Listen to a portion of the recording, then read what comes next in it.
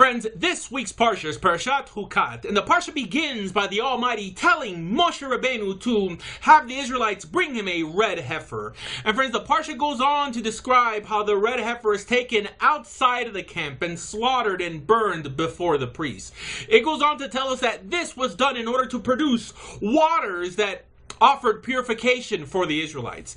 Then, friends, something very interesting occurs. The Parsha goes on to explain what happens to the priest and the one who slaughters and burns the heifer. Friends, it states that they both become impure. Now, you're probably thinking, didn't we just hear that this process was needed in order to purify the Israelites? However, by creating what purifies, we see that the ones responsible for developing the substance must pay a price. Teaching us, friends, that in life, even purity does not occur spontaneously. That every level you attain, although it may sometimes just seem as a stepping stone, was paid for by someone else. And even everything considered right nowadays could never have existed without it first being established as wrong by someone else. And the acknowledgement of this reality is where knowledge meets wisdom. Learning enough from those who came before you to use their experiences as a stepping stone, acknowledging the fact that progress is not free, that someone somewhere always pays for everything. And friends, when was the last time you did anything that hurt you for the betterment of someone else? Now, this can't include your family because, friends, that's too easy. I mean, something for someone other than you and yours. Because here, friends, is where the secret lies. And you know what? The priest in this Parsha knew it as he intentionally and purified himself for the greater good. He knew that this was the point of it all. The giving of yourself for the sake of ethical progress. And on this basis alone, my friends, is on what ethical monotheism is built on. And how can I take the little that I have and make a difference in this world and not just exist only for the betterment of myself? And then, friends, the Parsha, it goes on to tell us that once the substance was created, it was the responsibility of someone ceremonially clean to purify those who were unclean with the substance.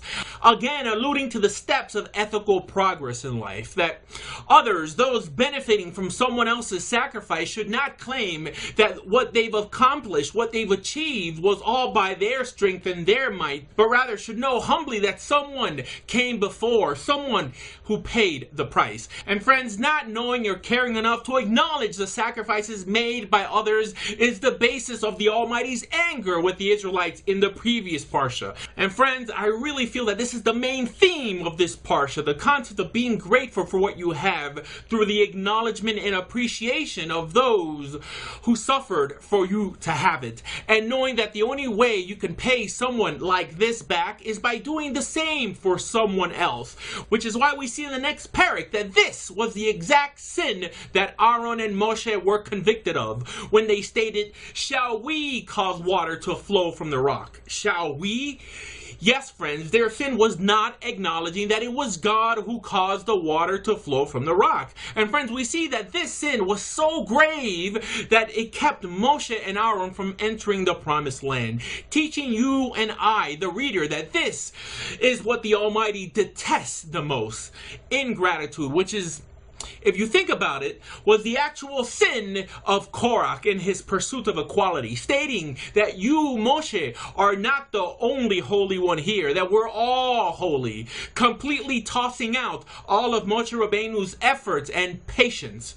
And then in that story, friends, we see that the Almighty's retribution wasn't actually for his honor, but rather for Moshe and Aaron's honor, for all their perseverance and diligence. And friends, this is exactly the same error we commit in our world today.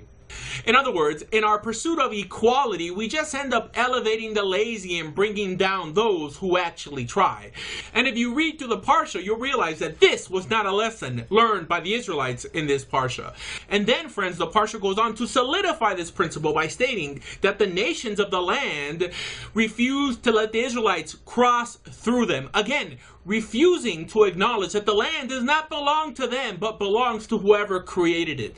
And friends, don't get me wrong, I'm not for them allowing open immigration, but the Israelites only wanted to pass through. And because of their cruelty, we see them eventually lose their land. So friends, whenever we read Torah, we constantly have to ask ourselves, how does this apply to my life? Or what can we as a society and a community learn from this story? Because friends, I know that I don't have to tell you that this is the exact problem that the Jewish world suffers from today. The notion that we speak for God, which even has some communities taking it upon themselves to decide who they'll allow to pray in their synagogues and whether or not they want to perform conversions, or worse, if they will even accept someone else's conversions. Basically announcing to the world, just like Moshe and Aaron did in this parsha, that shall we get water out of the rock for you?